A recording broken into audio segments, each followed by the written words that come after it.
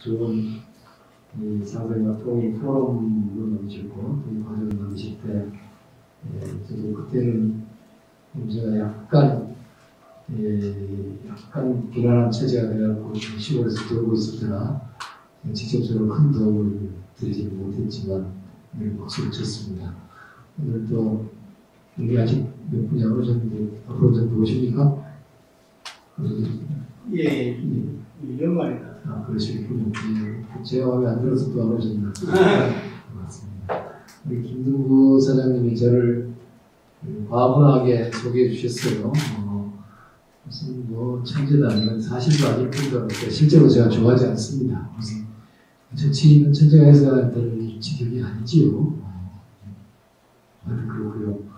오늘 제목이 한국의 미래와 정치의 지구성이라고 하셨죠? 예. 그 제목으로 바꾸겠습니다. 제가 아니 뭐 무슨 이야기를 해도 똑같은 이야기입니다. 원래 우리 사무실에서는 정치가 바로 서야 나라가 바로 선다. 이게 제목이라고 우리 들었는데 그 말이 그 말이죠. 여러분들 열심히 여기까지 제가 한국의 정치에 대해서 생각하는 바, 더불어 제가 신당을 만들 결심을 하고 주의하고 있기 때문에 왜 만들었는지, 어떤 신당을 만들고 싶은지에 대해서 여러분께 간략하게 말씀을 드리도록 하겠습니다. 시간은 그냥 30-40분으로 간략하게 해보려고 하는데 늘 그게 쉽지 않더라고요. 하다 보면 또 길어지고, 정치인이 마이크 잡는 것도 그렇고, 저는 또 과거에 변호사를 하는 버릇이 있어가지고 그렇게 말을 잘하지도 못하지만 또 말을 의향이 있어서 저는 짧게 해보려고 합니다.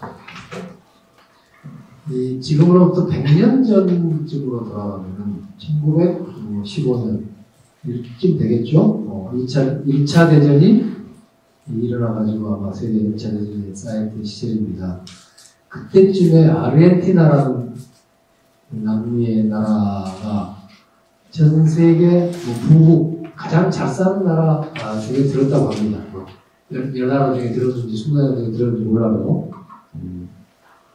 그래서 그 당시 시점으로 보면은 한 50년간 고도 성장을 했다고 해요. 50년 고도 성장을 해서 세계에서 가장 부유한 나라 중에 하나가 됐는데 100년이 지난 지금에 있어서는 아르헨티나는 뭐 별로 경제적으로는 존재가 없는 나라가 되겠죠. 축구는 잘하는 것 같습니다만. 제가 그 대학은 7위 학번입니다. 그래서 72년에 대학을 들어가니까 그때 대학에서 경제학, 원론 이런 걸 강의 듣는데 저는 법대를 다녔지만 저희도 그 경제학 원론 강의를 들었는데요. 그때 이제 대학생이라고 해서 원서로 들은다고 했어요. 근데 우리 학교의 그 교과서 중에 원서 중에 하나가 폴 사뮤엘슨의 에코노믹스였습니다. 폴 사뮤엘슨 여러분 다 아시죠? 그 당시도 자본주의 최고로 유명한 저명한 경제학자였고 또 그 후로 노벨 경제학상도 물론 받았습니다. 이런 분인데 그 사람이 그 노벨 그 경제학 교과서 에코노믹스 초판이 나온 게 1961년 판이라고 합니다. 제가 학교 들어갔을 때는 약 10년쯤 지났겠네요. 7학년입니다. 그런데 그 초판에서 이 사람이 어떻게 썼냐면 당시에 소련이 1984년이면 미국은 추월한다. 경제적으로 국력이 추월한다. 그리고 1997년이면 확실히 추월한다. 이렇게 썼다고 합니다.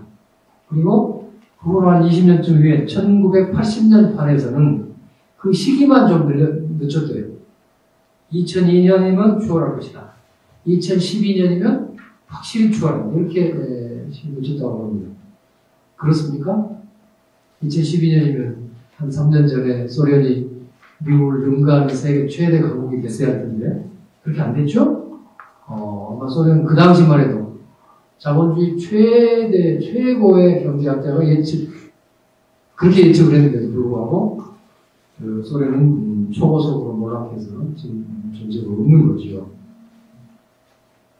이 이야기는 제가 뭐 제가 이런 한 이야기가 아니라 제가 몇 년 전에 그 감명 깊은 책을 한권 읽었어요. 여러분 한번 읽어보시면 아주 재밌습니다. Why Nations Fail. 라는 점을 올리겠습니다. 왜 나라는 실패하는가?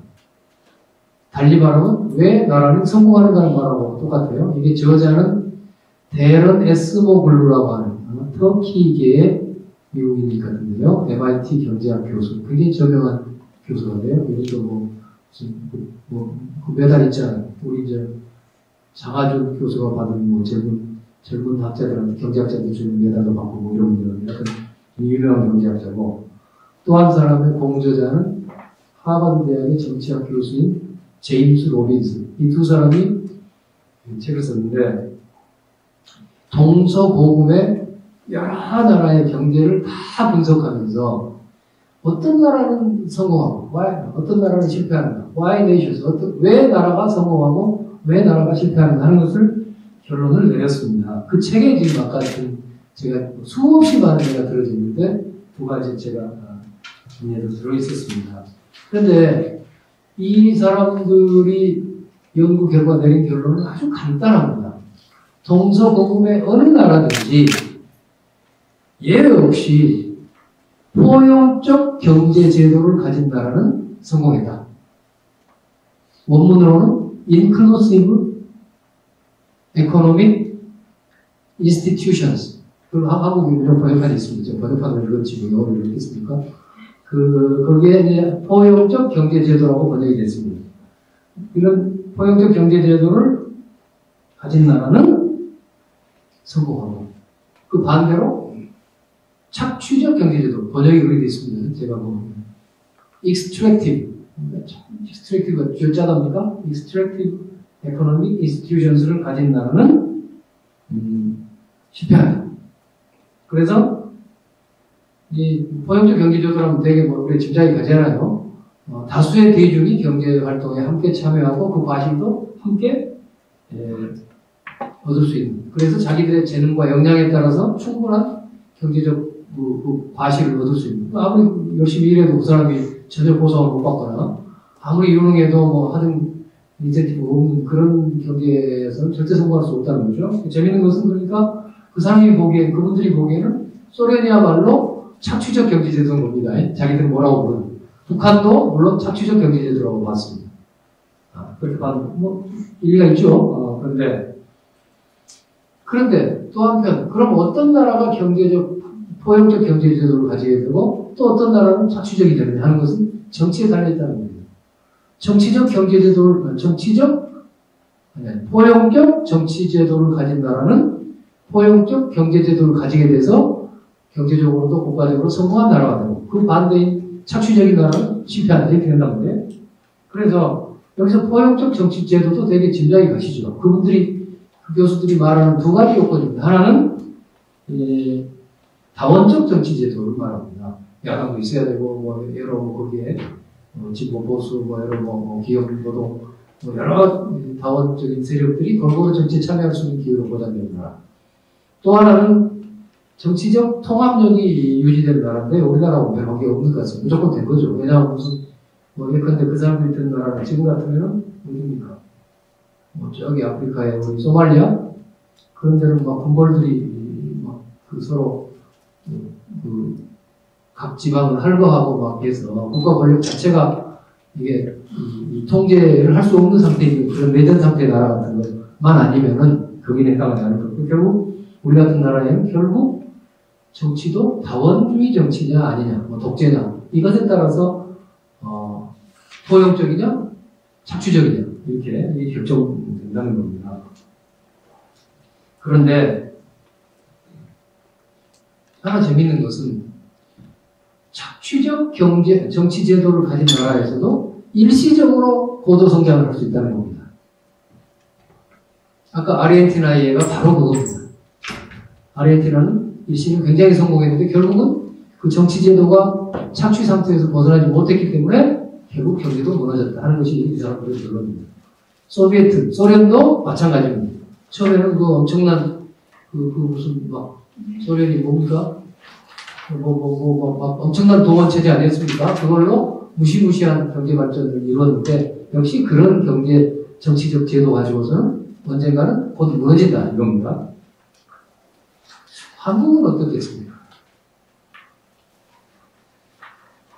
이 사람들이 물론 한국도 분석해 놨습니다. 한국은 역시 착취적 정치 제도 하에서 엄청난 경제적 성공을 이룬 나라로 평가해 놓고 있습니다. 뭐 당연하죠. 박정희 독재 정권에 의해서 경제 성장이 주도됐으니까요. 그러면 어쩌죠? 그 결론에 의해서 앞으로 대한민국이 포용적 정치 제도로 발전을 하면은 성공한 나라가 될 것이고, 경제적으로도 그렇게 가지 못하면 결국 그동안에 지난 50년간 아르헨티나도 제가 50년간 고도성장했다고 말씀드렸습니다. 지난 50년에 걸친 경제제도도 경제성장도 결국 무로 돌아가고 결국 이 나라도 페일한다, 실패한다. 이것이 이 사람들의 결론인 겁니다. 그런데 이 책이 쓰여진 것은 좀 오래됐죠. 한 지금 10년 전쯤 되나 모르겠습니다만, 그 사람들이 보기에는 한국은 6월 항쟁의 시기부터 이것이 이 한국이 착취적 정치제도에서 포용적 정치제도로 잘 발전해 가기 때문에 아마 한국의 경제도 포용적으로 잘 발전해서 잘 될 거다. 이런 낙관적인 전망을 내놓고 있습니다. 오늘날 한국의 현실을 보면은 그렇지 않습니까? 우리나라가 지난 50여 년 동안 보여준 경제성장은 아르헨티나의 100일바가 아니죠? 인류 최초의 호모 사피엔스가 몇 년 전에 출현했습니다. 저도 잊어버렸습니다. 수십만 년 전, 수백만 년 전에 처음 인류가 탄생했죠. 폐생 인류가. 그 인류 역사상 아마 지난 50년 동안 우리 대한민국, 한국이 이룬 경제 성장 그 자체만으로는 아마 인류 역사의 챔피언 아니었습니까?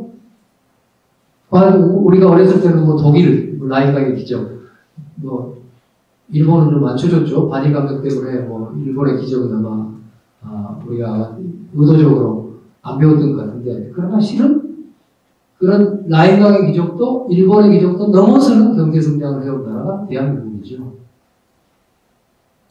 제가 1960년에 초등학교 1학년이었어요. 그러니까 5.16이 62년이었으니까 61년이었으니까 제 초등학교 2학년 때 5.16이 일어나고 그 다음에부터 경제 개발 5개년 계획이 출발해서 한국의 이 성장, 고도 성장이 이루어졌던 거 아닙니까?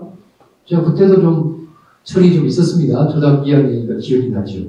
근데 제가 지금 환갑이 조금 넘었습니다. 그러니까 한 50년 동안, 그야말로 50년 동안에 제가 제 고향은 저기 전남 신안군이라는 섬만으로 이루어진 군의 암태도라는 섬입니다. 근데 그 암태도에서 새끼 밥도 제대로 못 먹고 자라난 그런 시절에서 자라났는데, 요새 서울 와서 저 아니더라도 다 웬만한 사람들이 전부 자가용수에서 한 대 끌고 나와서 몰고 다녀서 이 차가 이렇게 막히고 하는 그런 50년 만에 그런 성과를 이룬 나라는 인류 역사에 없었던 겁니다.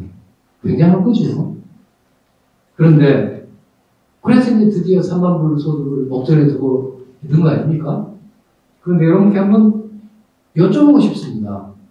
과연 한국의 이 고도성장이라는 것이 앞으로 경제적인 성공이 지속될까요? 그냥 금방을 해서 어떻게 보십니까? 저 개인적으로는 지금까지는 상당히 피케티 말대로 상당히 이례적인 성장이었고요. 지금부터는 이제 성장할 때가 다 거의 대부분 개발할 만한 데는 다 개발됐고 이제 해봐야 안 되는 아프리카 제국들 몇 개만 남았기 때문에 이제 저성장 기조로 다 간 그런 상황이라고 생각합니다. 훌륭하신 말씀입니다. 근데 요새 젊은이들이 우리나라를 헬조선이라고 그러잖아요. 저도 이제 꼰대가 되다 보니까 그렇게 그 말을 아는 것이 좀 세대차가 많이 있었어요. 그렇게 오래되지 않았습니다. 올해 들어와서 알았지 작년에만 그 말을 몰랐어요. 처음에는 이게 참 이게 너무 너무 지나친 비하다. 이런 생각이 드는데요. 날이 가면 갈수록 문자 그대로 맞는 말이 같다는 생각입니다. 한국 사회 대다수의 젊은이들이나 많은 서민대중, 중산층이 갖고 있는 이 현실적인 고통과 또 당장은 좀 어쩔지 몰라도 우리 미래에 대한 어떤 절망적인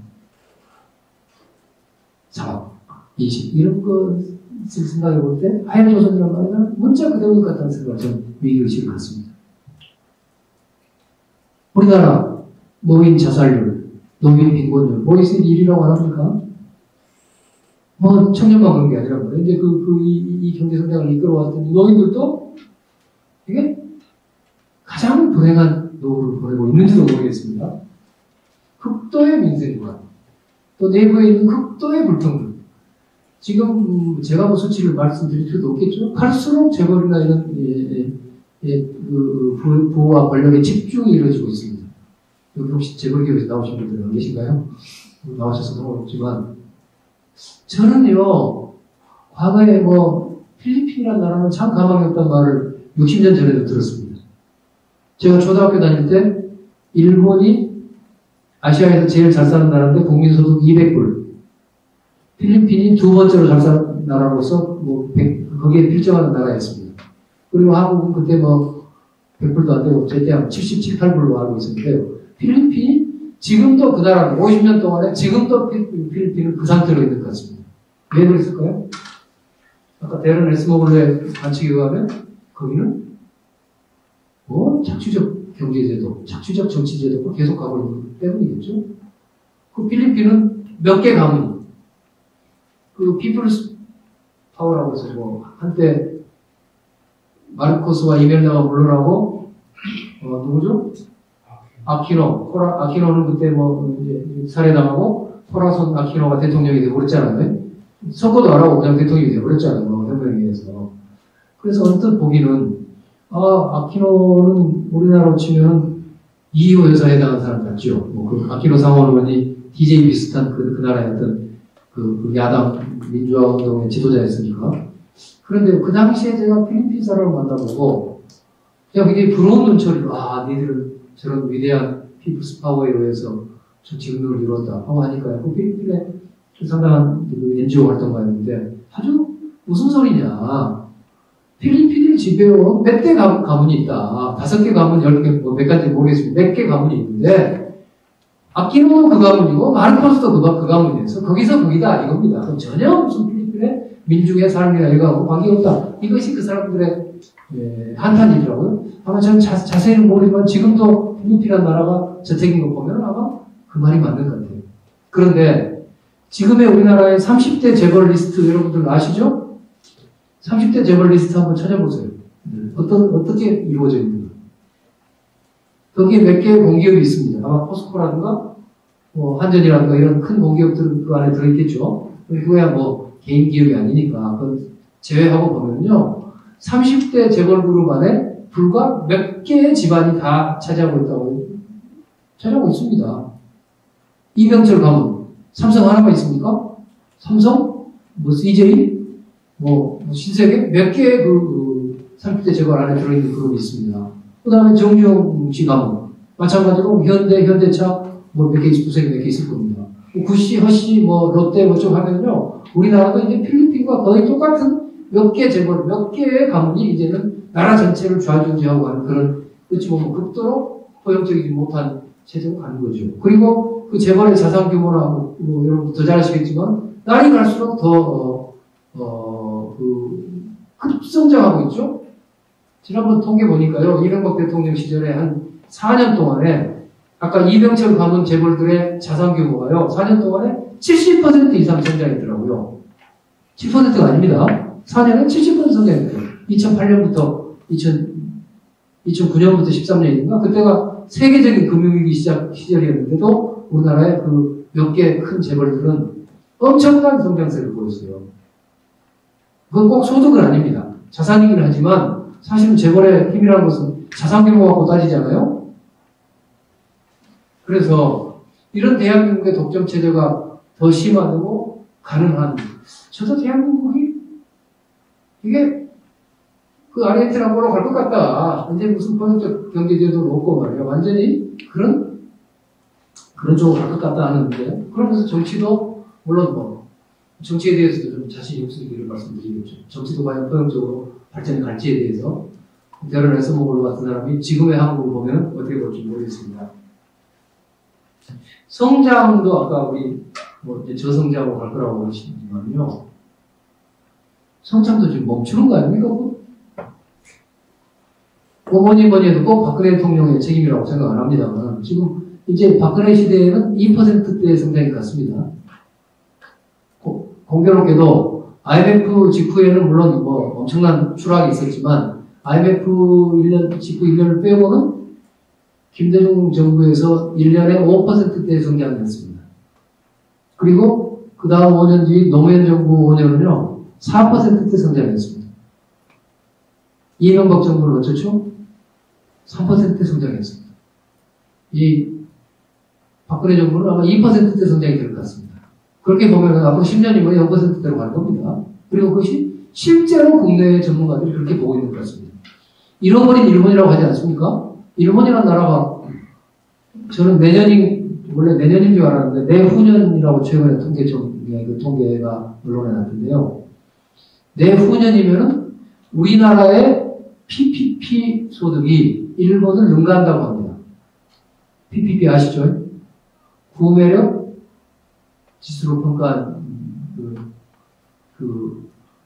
경제 국민소득입니다. 그러니까 뭐 우리는 3만 불이고 뭐 일본은 5만 불이라고 해도 이 물 하나 먹는데 우리는 3,000원에 먹는데 일본이 5,000원에 먹는다면 모든 물가 수준이 다 그렇다고 그러면 5만 불 소득이나 3만 불 소득이나 그 국민이 실제로 그 혜택을 입는 향유하는 그 구매력은 똑같은 거 아닙니까? 예, 그래서 그 구매력을 일치해서 평가하는 그 소득이 PPP라고 해서 아마 Purchasing Power Parity라고 하는 것 같습니다. 그런데 그것으로 보면요, 내년이나 내후년이면 한국이 일본을 추월한대요. 그러니까 한국의 그 평균적인 국민의 그 구매력이요, 일본의 구매력을 넘는다는 겁니다. 얼마나 감격스러운 일입니까, 어찌 보면. 1980년만 해도 일본이 한국의 4배였답니다. 그러면 80년 이후에 내년이면 36년, 내후년이면 37년인데 37년 동안에 한국이 고도 성장을 했기 때문에 일본이 추월당했습니까?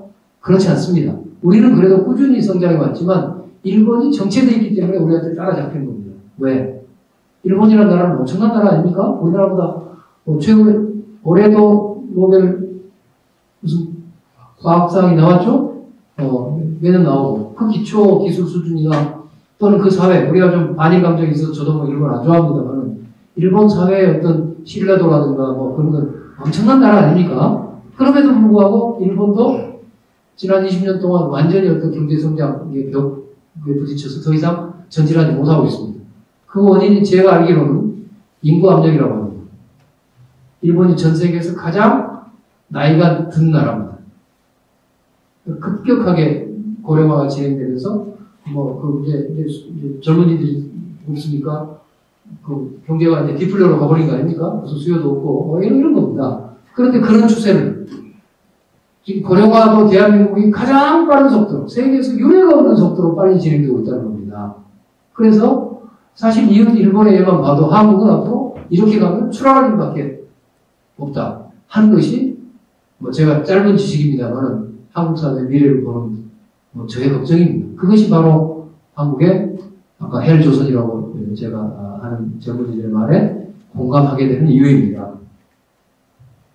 그래서 이렇게 가면 우리도 아르헨티나 꼴이 안 난다는 보장은 없습니다.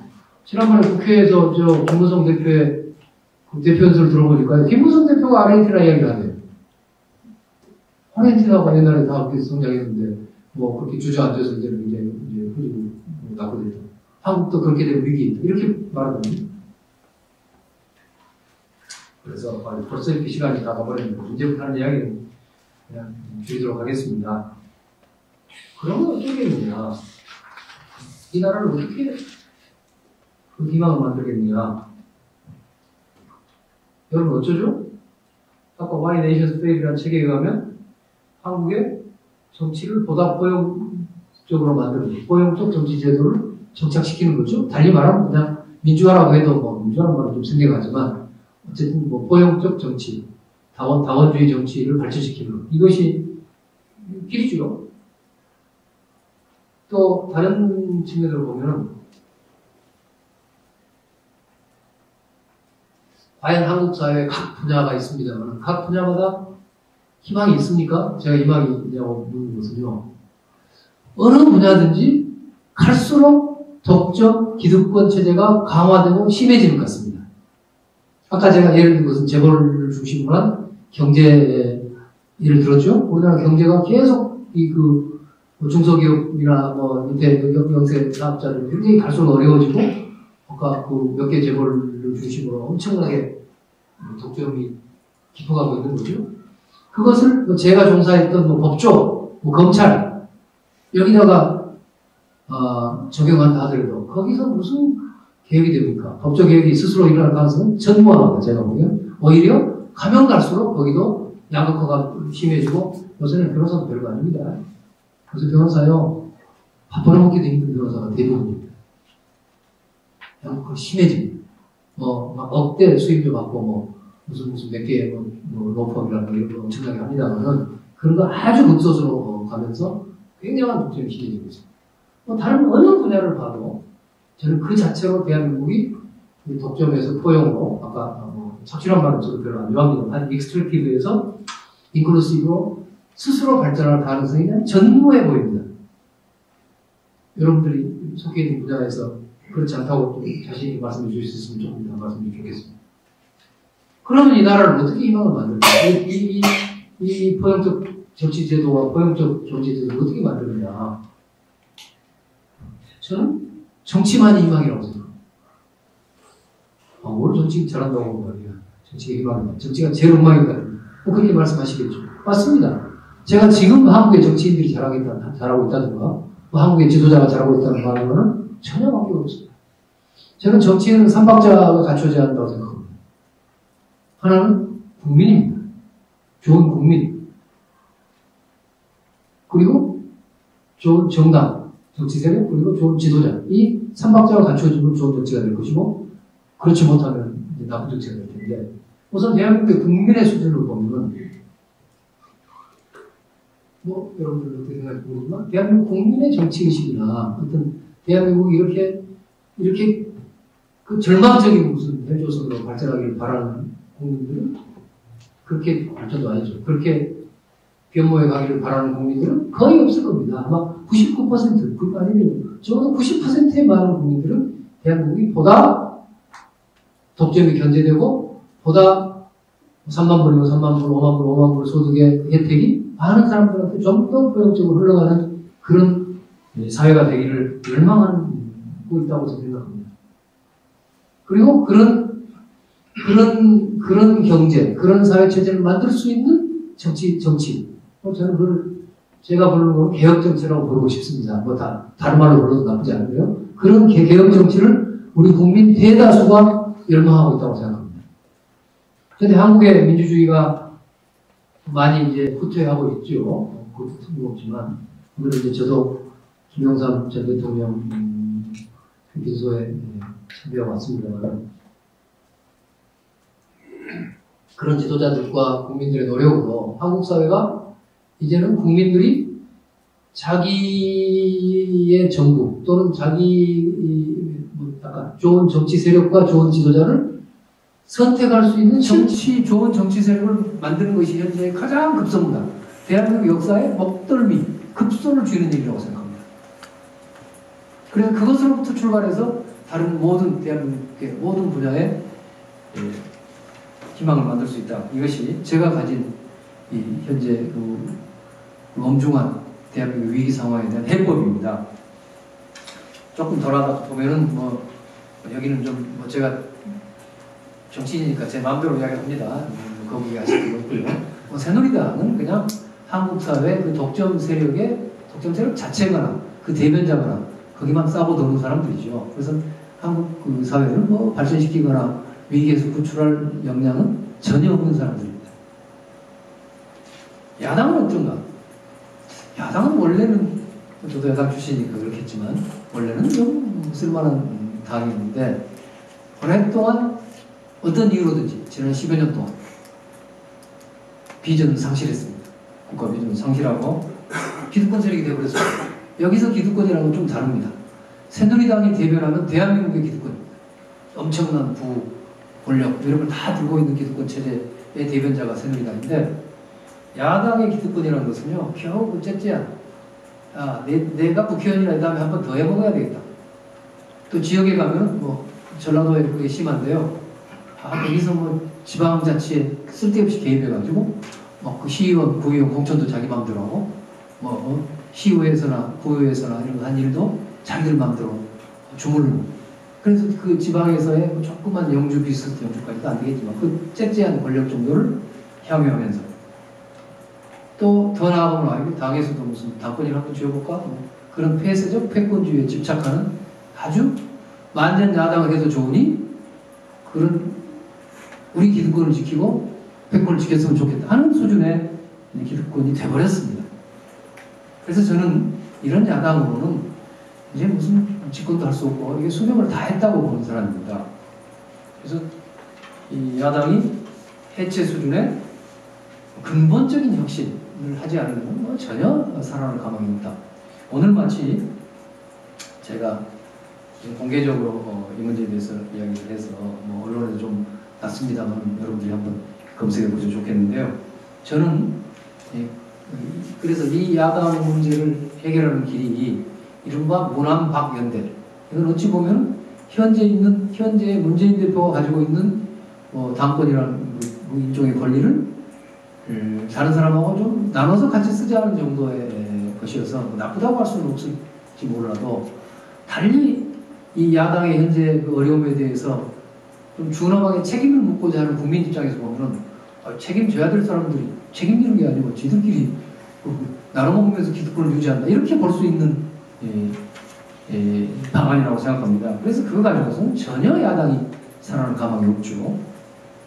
그래서 저는 어떻게 하면 되느냐. 그동안 야당을 이끌어오고 야당의 비전을 상실하고 불임정당이 되고 무슨 이런 아까 기득권 폐쇄적 패권주의에 이제 포로가 돼 있는 이런 야당이 돼버리는 데 책임이 있는 이런 야당을 이끌어온 지도자들 정치인들이 저는 모조리 다 책임을 지고 물러나야 한다고 생각합니다. 오늘 그것이 이제 그렇게 되면 야당이 좀 살 수 있을 거라고 생각하는데 어떻게 그렇게 되겠습니까? 그런 가망은 제가 봐도 전혀 없습니다.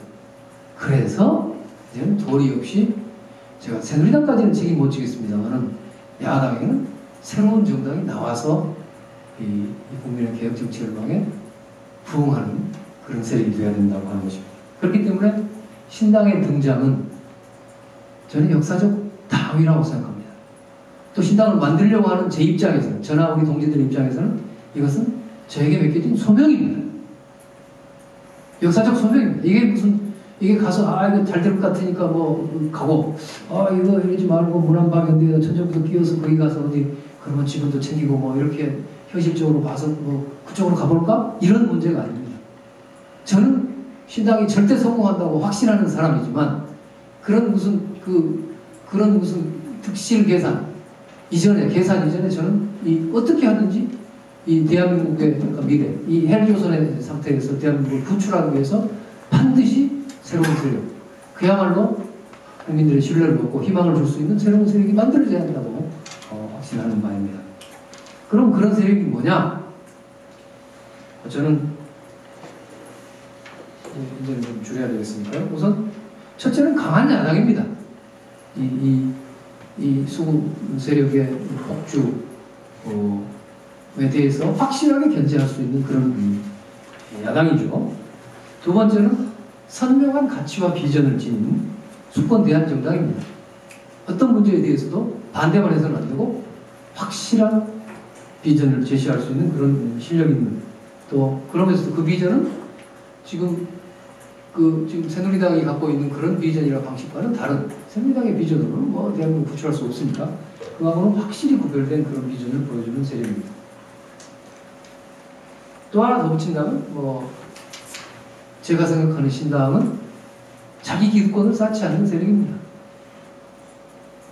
뭐 완벽한 사람들이 있겠습니까만 그래도 국가를 위해서, 국민을 위해서 자신을 바치는 사람들입니다. 여기 우리 제일 앞자리에 아마 여러분들 궁금하실지 모르겠는데요. 우리 김정윤 이번에 저하고 함께하는 신당 추진위원이 다 와서 앉아 계십니다. 20대입니다. 20대. 20대 아주 젊은 그야말로 동지를 제가 모셨습니다.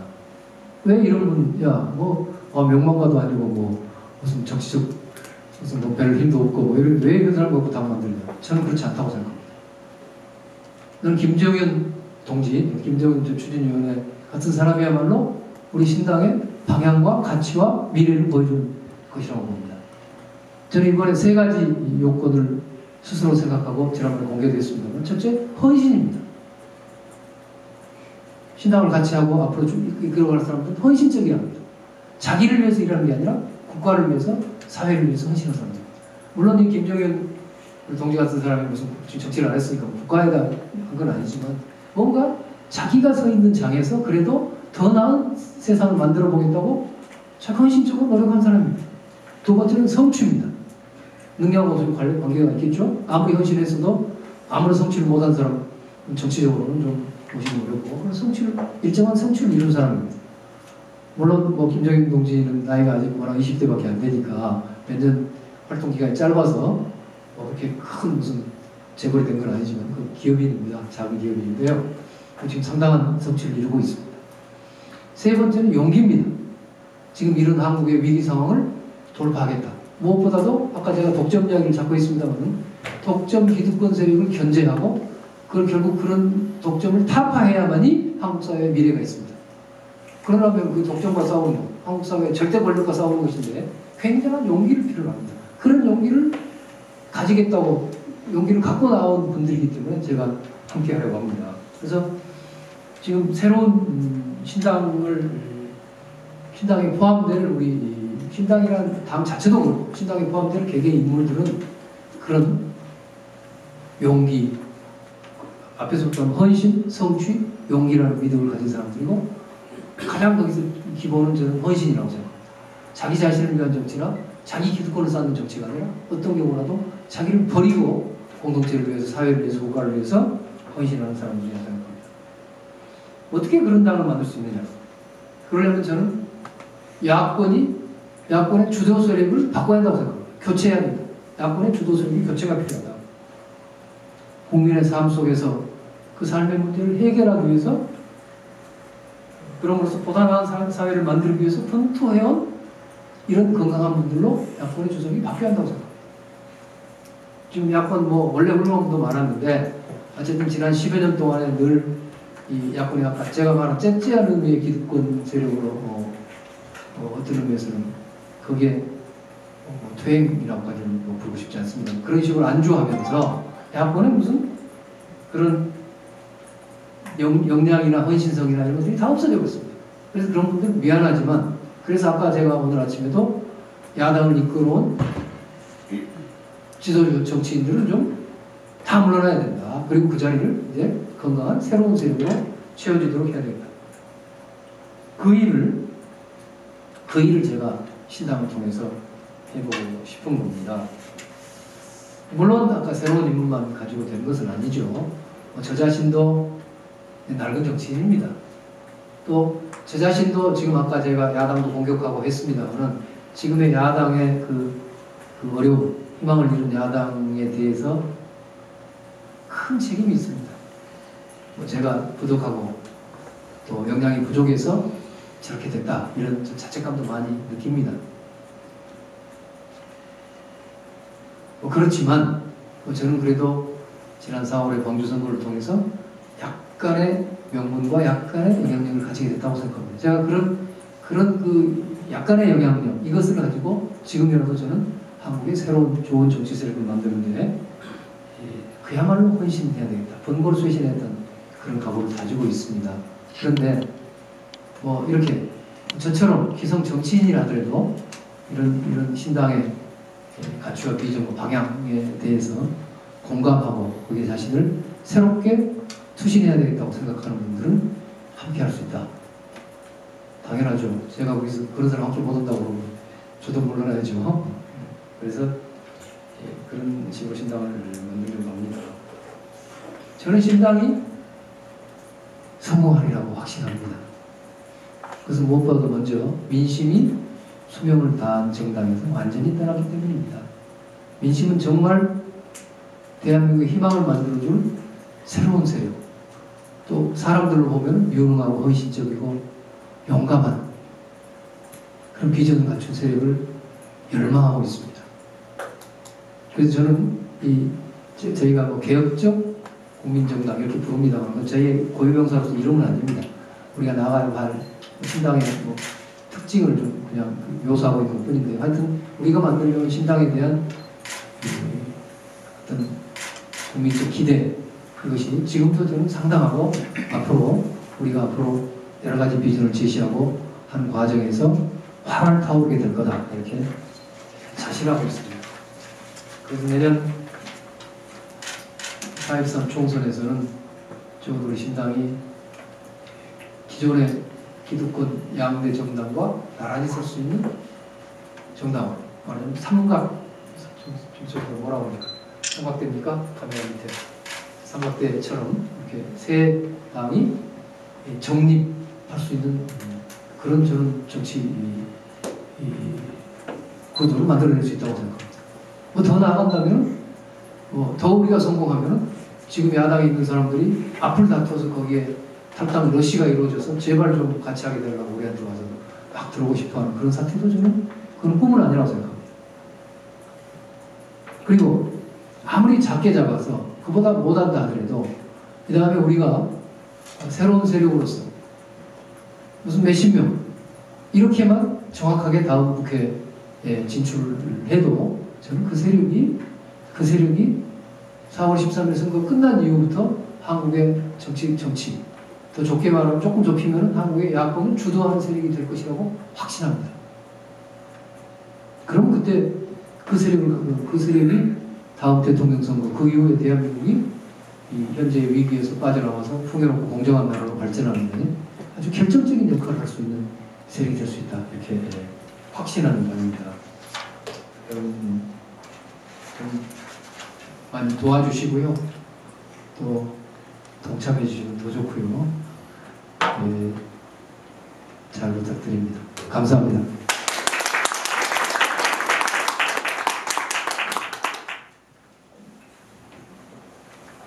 네, 제가 한 30-40분